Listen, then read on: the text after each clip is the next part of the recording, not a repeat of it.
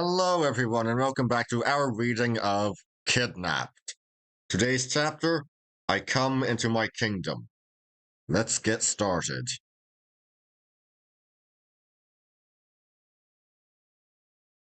For some time, Alan volleyed upon the door, and his knocking only roused the echoes of the house and neighborhood. At last, however, I could hear the noise of a window gently thrust open, and knew that my uncle had come to his observatory. By what light there was, he could see Alan standing like a dark shadow on the steps. The three witnesses were hidden quite out of his view, so that there was nothing to alarm an honest man in his own house. For all that, he studied his visitor a while in silence, and when he spoke, his voice had a quaver of misgiving.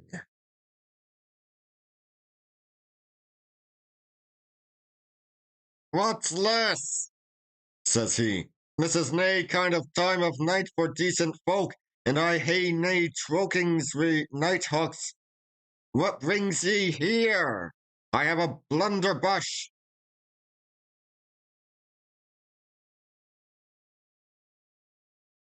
"It's not yoursel, Mr. Balfour," returned Alan, stepping back and looking up into the darkness. "Have a care of that blunderbuss. They are nasty things to burst."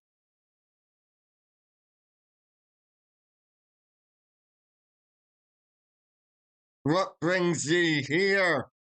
And where are ye?" says my uncle angrily.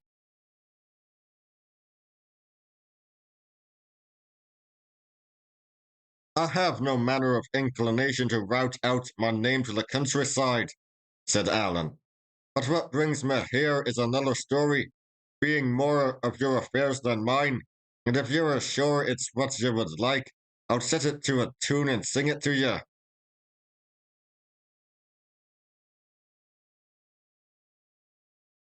"And what is't?" asked my uncle.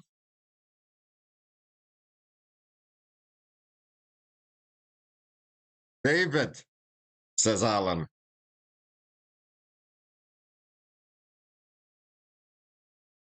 "What was that?" cried my uncle in a mighty changed voice.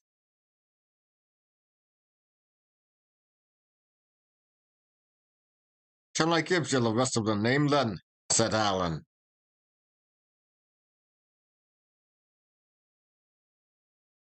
There was a pause, and then, "I'm thinking I'll better let you in," says my uncle doubtfully.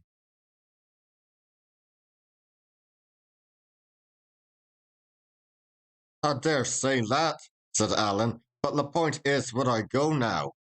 Now I will tell you what I am thinking. I am thinking that it is here upon this doorstep that we must confer upon this business, and it shall be here or nowhere at all whatever, for I would have you to understand that I am as stiff-necked as yourself, and a gentleman of better family."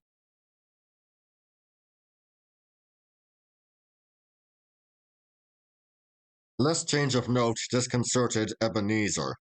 He was a little while digesting it, and then says he, "Weel, weel, what must be must," and shut the window. But it took him a long time to get downstairs, and still longer to undo the fastenings, repenting, I dare say, and taken with fresh claps of fear at every second step, and every bolt and bar. At last, however, we heard the creak of the hinges, and it seemed my uncle slipped gingerly out, and seeing that Alan had stepped back a pace or two, sat him down on the top doorstep with the blunderbuss ready in his hands.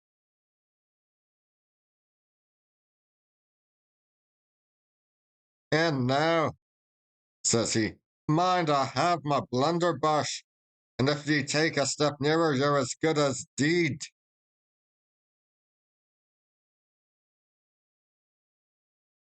"And a very civil speech," says Alan, "to be sure."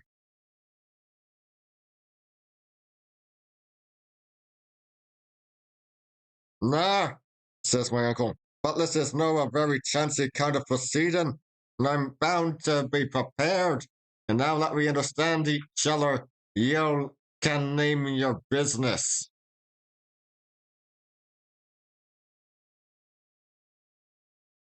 What? Says Alan. You that are a man of so much understanding will doubtless have perceived that I am a Highland gentleman. My name has nae business in my story, but the county of my friends is no very far from the island of Mull, of which ye will have heard. It seems there was a ship lost in those parts, and the next day a gentleman of my family was seeking wreck wood for his fire along the sands, when he came upon a lad that was half drowned. Well, he brought him to, and he and some other gentlemen took and clapped him in an old ruined castle where from that day to this he has been a great expense to my friends. My friends are a wee wild like, and not so particular about the law as some that I could name. And finding that the lad owned some decent folk, and was your born nephew, Mr. Balfour, they asked me to give you a bit call and to confer upon the matter. And I may tell you at the off go unless we can agree upon some terms. Ye are a little likely to set eyes upon him, for my friends, added Alan simply, are no very well off.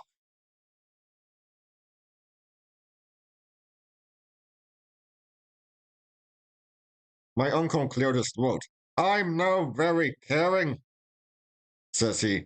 He was nae a good lad at the best of it, and I've nae call to interfere.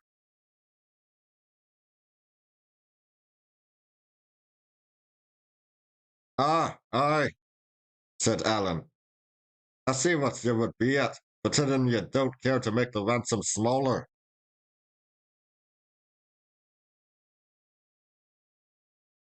Nah, said my uncle. It's the mere truth. I take nae manner of interest in the lad, and I'll pay nae ransom, and you can make a kirk in the mill of him for what I care.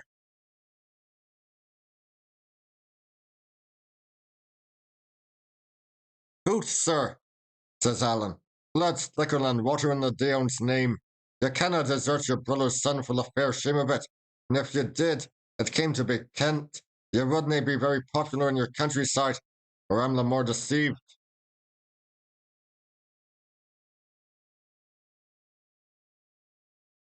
I'm now just very popular the way it is, returned Ebeneezer, and I dinna see how it would come to be Kent.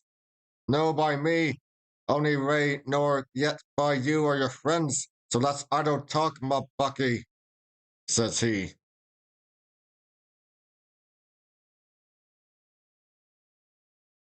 And it'll have to be David that tells it, says Alan.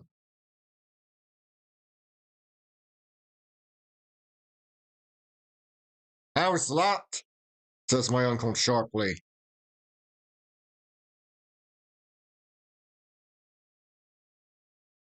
Ooh, just this way, says Alan. My friends would doubtless keep your nephew as long as there was any likelihood of siller to be made of it, but if there was nane, I am clearly of opinion they would let him gang where he pleased and be damned to him.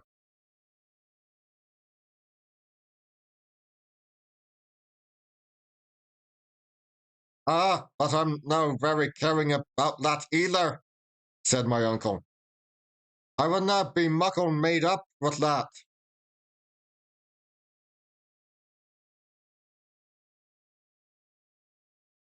I was thinking that, said Alan.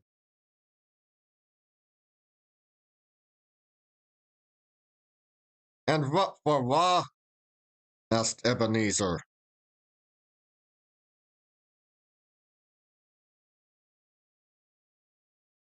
Well, Mr. Balfour, replied Alan, by all that I could hear, there were two ways of it.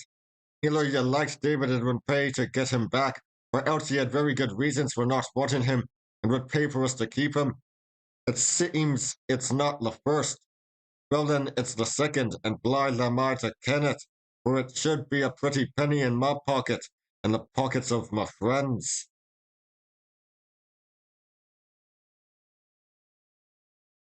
I didna follow you there, said my uncle.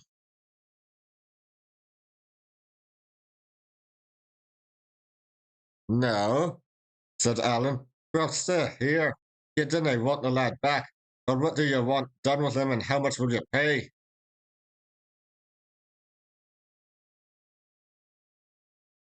My uncle made no answer but shifted uneasily on his seat.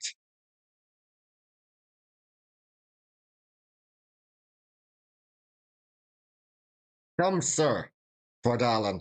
I would have you to ken that I am a gentleman. I bear a king's name. I am nae rider to kick my shanks at your home door.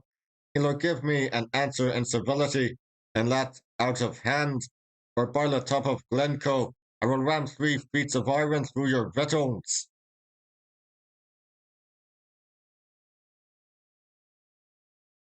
Man, cried my uncle, scrambling to his feet. Give me a minute. What's like wrong with you? I'm just a plain man and a dancing master, and I'm trying to be as civil as it's morally possible. As for that wild talk, it's fair disreputable. Right on, says you. And where would I be with my blunderbush? He snarled.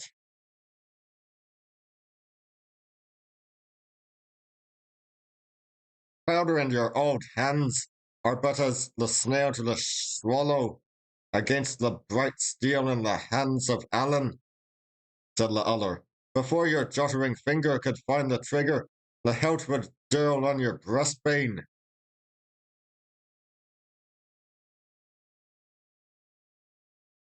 Man, what's denying it? Said my uncle. Fit it as you please.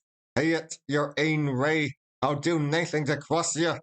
Just tell me what like you'll be wanting, and you'll see that you'll can agree fine.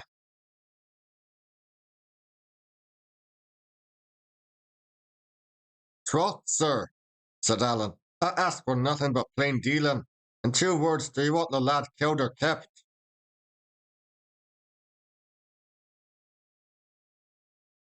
Oh, sirs, cried Ebeneezer. Oh, sirs me, that's no kind of language.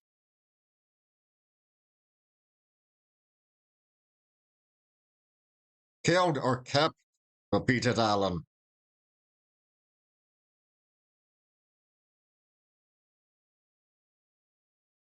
Oh, keep it, railed my uncle. Don't have nae bloodshed, if you please.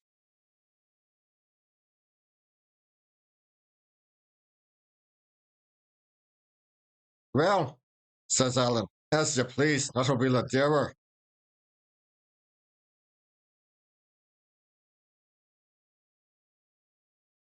The dearer, cries Ebeneezer. Would you foul your hands with crime?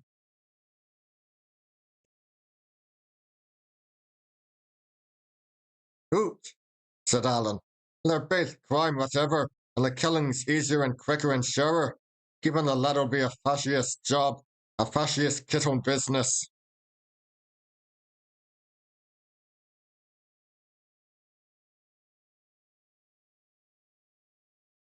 I'll have him keep it low, returned my uncle.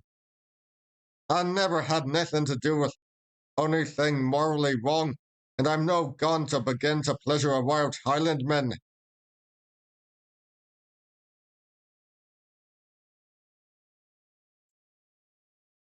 You're unscrupulous, sneered Allan.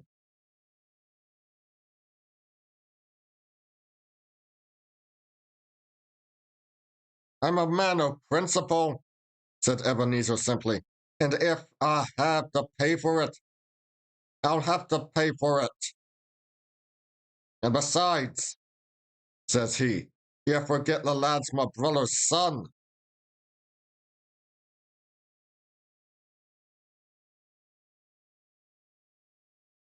Well, said Allan, and now about the price. It's no very easy for me to set a name upon it. I would first have to ken some small matters.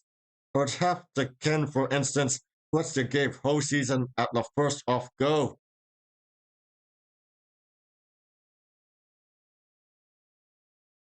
Hoe season? Cries my uncle and struck a back. What for?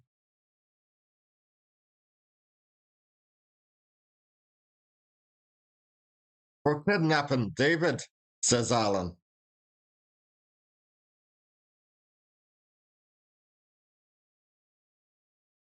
It's a lie, a black lie, cried my uncle. He was never kidnapped. He lead in his throat. Let told you that. Kidnapped. He never was.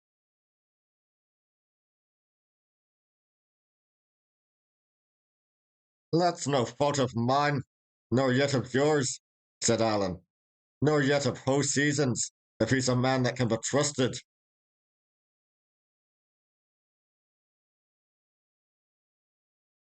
What do you mean?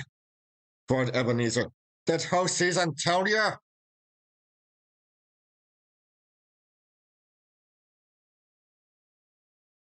Why, you donnered old runt. How else would I ken? Cried Alan. Season and me are partners. We gang shares so you can see for yourself what good you can do leeing. And I must plainly say you drove a fool's bargain when you let a man like the sailor man so far forward in your private matters. But that's past praying for, and you must lie on your bed the way you made it. And the point in hand is just this. What did you pay him?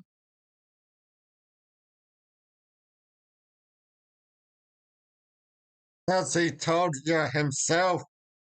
Asked my uncle.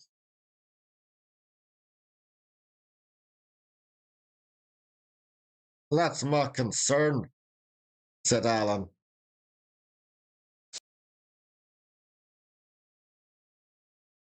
Real, said my uncle. I didna care what he said. Me lead, and the solemn God's truth is this, that I gave him £20. But I'll be perfectly honest with you, for by that he was to have the selling of the lad in Carolina. Relk would be as muckle mair, but no from my pockets, you see.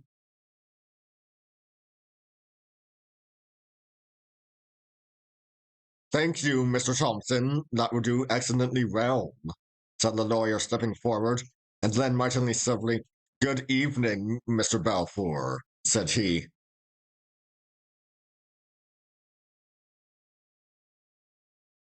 And good evening, Uncle Ebeneezer, said I.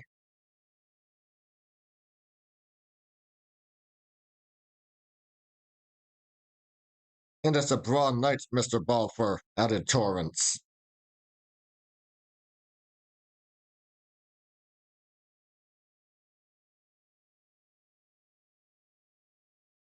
Never a word said my uncle, neither black nor white, but just sat where he was on the top doorstep and stared upon us like a man turned to stone. Allan filched away his blunderbuss, and the lawyer, taking him by the arm, plucked him up from the doorstep, led him into the kitchen, whither we all followed, and set him down in a chair beside the hearth, where the fire was out and only a rushlight burning.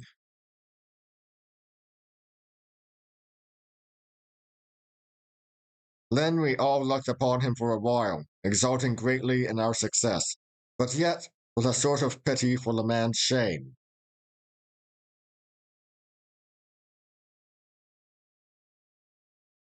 Come, come, Mr. Ebeneezer, said the lawyer. You must not be downhearted, for I promise you we shall make easy terms.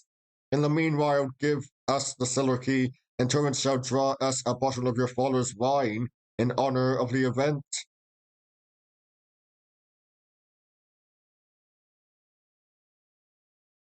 Then turning to me and taking me by the hand, Mr. David, says he, I wish you all joy in your good fortune, which I believe to be deserved.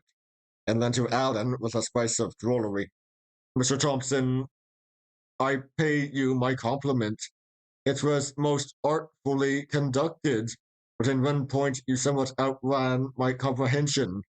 Do I understand your name to be James or Charles, or is it George, perhaps?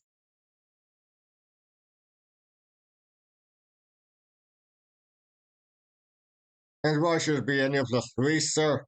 Quoth Allan, drawing himself up like one who smelt an offence.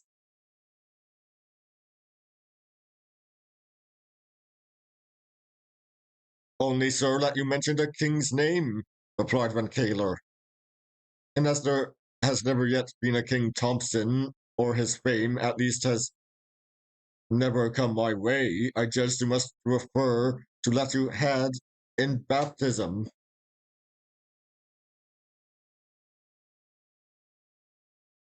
This was just the stab that Alan would feel keenest, and I am free to confess he took it very ill.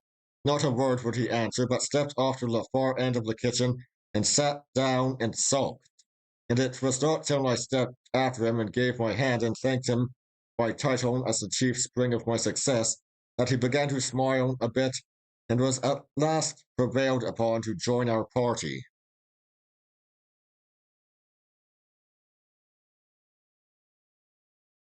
By that time we had the fire lighted and a bottle of wine uncorked. A good supper came out of the basket to which Torrance and I and Allen set ourselves down, while the lawyer and my uncle passed into the next chamber to consult.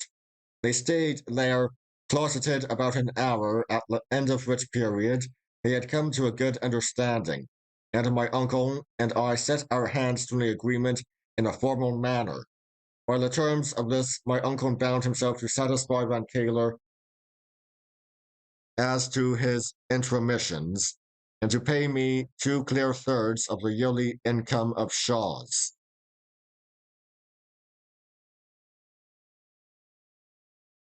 So the beggar and the ballad had come home, and when I lay down that night on the kitchen chests, I was a man of means and had a name in the country. Allen and Torrance and Van Kaler slept and snored on their hard beds, but for me, who had lain out under heaven and upon dirt and stones, so many days and nights, and often with an empty belly and in fear of death, this good change in my case unmanned me more than any of the former evil ones. And I lay till dawn, looking at the fire on the roof and planning the future.